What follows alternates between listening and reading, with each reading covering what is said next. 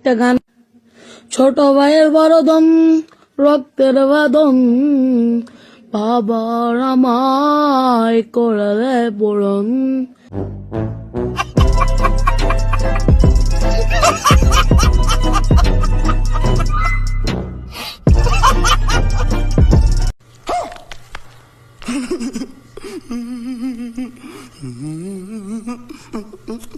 ভাই তুই এটা গান শোনালি না অন্য কিছু?